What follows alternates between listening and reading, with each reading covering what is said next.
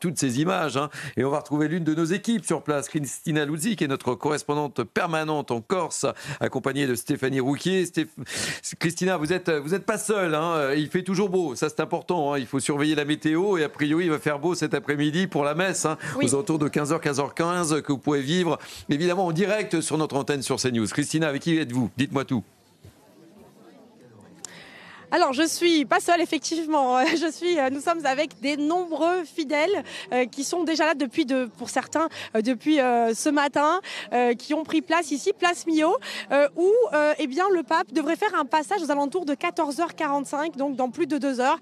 Et il y a déjà des milliers de personnes ici. Alors, je vais tendre mon micro à des personnes qui sont là. Bonjour, vous êtes là depuis quelle heure? Bonjour, nous sommes là depuis 8h30. C'est un moment magique pour la Corse. Oui, c'est vraiment exceptionnel et c'est un moment qui nous touche énormément. Et moi, je suis là pour rendre hommage à mes arrière-grand-mères et ma grand-mère qui, depuis là-haut, elles doivent être fières de moi que je suis là pour elles.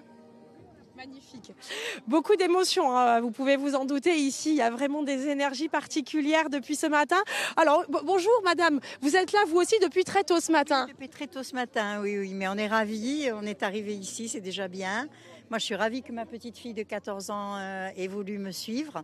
Donc ça, c'est magnifique. Et puis une grande ferveur, une communion, tout ce qu'on attendait. On a un privilège d'avoir le pape chez nous et il fallait être là. C'est une bénédiction pour la Corse de recevoir le souverain pontife? Tout à fait. Je préfère encore le voir là qu'être allé à Rome. Donc voilà, c'est vraiment un honneur. On est très fiers. Oui, parce que c'est pas la même émotion quand on le reçoit sur sa terre, sur son île. Non, vraiment, c'est un honneur immense.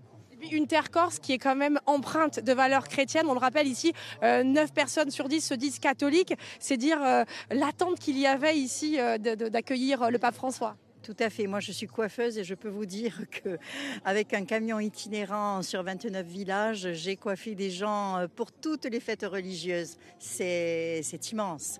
Voilà, à Bising, le vendredi saint, etc. La ferveur, elle est là tout le temps. Voilà, c'est magnifique. Merci beaucoup.